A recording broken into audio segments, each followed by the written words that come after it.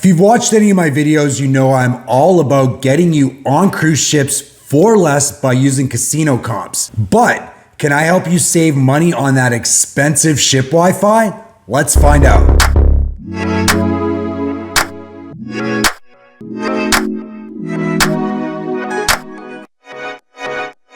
Hey, thanks for checking out the channel. I was recently on Wonder of the Seas for my yearly Friends cruise, had a fantastic time, and I wanted to try something. I had heard that there was a company called Gigsky, and what they aim to do is provide a cheaper option than ship Wi-Fi. As you know, ship Wi-Fi is really expensive. The good news is it's gotten way better since they've integrated Starlink. Most of the cruise lines have done that. The problem is it was very expensive to roll out, and the cruise lines are definitely passing that expense on to you. So you're looking at spending like $24, $25 for a streaming package per day when you buy it in advance. And if you buy it on the ship, it's even more expensive. That's a big expense, especially if you're like me and you want to cruise like once a month on comps and you're trying to cut down those other costs.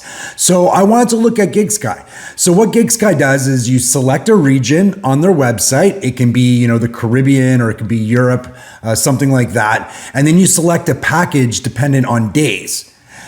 From there, they promise to provide you data on the ship using their cell towers, and then also at port in many countries in that region. So I thought this was pretty cool, right? Because ship Wi-Fi, you're obviously not getting data on at the port, and it's also quite a bit cheaper. So what I did is I got their 1 gig 7-day plan. Obviously 1 gig isn't a lot, but you can top up as you go. And it was really cheap. It was $29.74 US for 1 gig and 7 nights. I decided to try it on this cruise because I wasn't working from the ship, so I figured if it didn't work really well, I wouldn't have to worry about, doing meetings and all that kind of stuff with Wi-Fi. Also, because I'm Diamond with Royal Caribbean, I get 1 free day of Wi-Fi, so I figured I'd give it a shot and see how it worked. So let's find out if it's actually a valid replacement for ship Wi-Fi. So I started with a baseline. I started by testing my cell phone data, which is Spectrum. I did this in my ship when we were in Port Canaveral. And expectedly, got some pretty solid numbers there, way more than you could ever use, 170 megabits per second. Then I used my free day of Royal Caribbean Wi-Fi to do the same test from the same location. Now, of course, it's not gonna touch Spectrum, but 8 or 9 megabits per second will get you everything you need. You're gonna be able to do meetings if you're working, you're gonna be able to stream, upload, download, all that great stuff, look at your social media, so perfect. And let's test Gigsky. Same location in my room, Port Canaveral.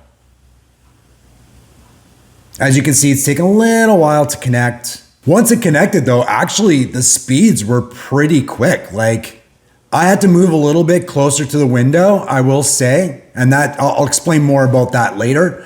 But at the end of the day, 19 megabits per second, that's excellent. Now let's test Gigsky on the pool deck. Much better response rate on the pool deck. And again, really solid numbers for megabits per second. So the ship's cell towers are actually providing pretty good data.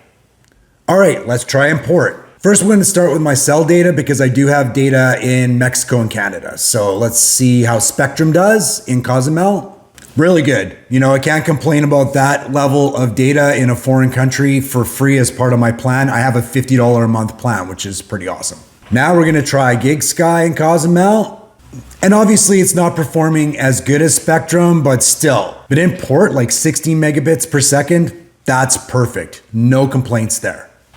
All right, so far so good, right? But now onto the not so great news. Here is me testing Gigsky in the casino.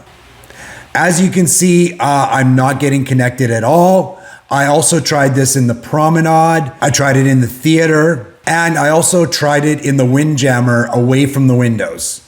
In every case, it would not connect. So this is the thing about Gigsky. And I saw this previously when I was looking to do this, and I just wanted to test it for myself. But the video I watched said that if you're not in the sight line of the sky, it's not gonna work. And I confirmed this to be true. If you can get outside, if there's a window next to you, you will be able to connect to Gigsky on the ship. However, If you're totally inside, you can't see any windows, no access to the sky, unfortunately, you will not be able to use Gigsky. So what's the verdict? Well, I think for the price, it's actually still a pretty good value. Does this work for me? Probably not. I like to be connected all the time. I like to send social media posts. I work from the ship, and sometimes I'm working in an interior or somewhere else in the ship that's inside. So for me, it's not reliable enough to work. I had also found that sometimes it would take a while to actually connect and then it would work. And again, if I had a work call, I couldn't wait for it to connect. I need to have that connectivity. However, if you fall into a couple of categories, this will definitely work for you. Number one, if you do not have to be connected all the time through a cruise, if you just want to have internet here or there, if you want to catch up with people on social media, if you want to do a call with your family occasionally or something like that, Gigsky could be a good option for you because you can just head out to the Lido deck, or if you're in a balcony, you can hang out on your balcony and you'll use this no problem. So I would recommend it for you. It's definitely a lot cheaper. You're spending a lot of money. You can spend like, $150, $170 on a 7-night cruise for Wi-Fi. So if you could get this package, even if you top up once, you're going to be paying a third of the cost. Another reason that Gigsky might be right for you is as a supplement to your Wi-Fi package. I know this is not saving money, you'll actually be spending more. But if you're somebody who wants to have data for that peace of mind and security in port, or just to post your experiences as they happen, Gigsky can be a really great alternative. If your phone plan doesn't include, other countries, if your roaming plans are a little expensive, you might want to check out Gigsky as an opportunity to use data in ports. So there you go. That's my assessment of Gigsky. Only you can decide whether it works for you. But if you've tried it before and you've used it, let me know what you thought in the comments. All right, what's next? Well, I got a few interesting things. First of all, I've got an update on Princess. Princess keeps giving me more and more offers. Just to remind you, I've only been on one Princess cruise. It was on Sun Princess, and I only earned about 3,500 points. So that's actually not a ton. But they keep giving me cruises all around the world, some really cool tournaments, some great itineraries. And I'll tell you a little bit more about what Princess is doing and how they're trying to attract gamblers. That's coming up soon. Also, I'm going on Margaritaville at Sea Islander in February. That's going to be exciting. I got that one comped as well, and I'll tell you how you can get a comp on this new cruise line. And then finally, I'm going on Voyage of the Seas in April, and I can't wait for that one too. Thanks so much for watching.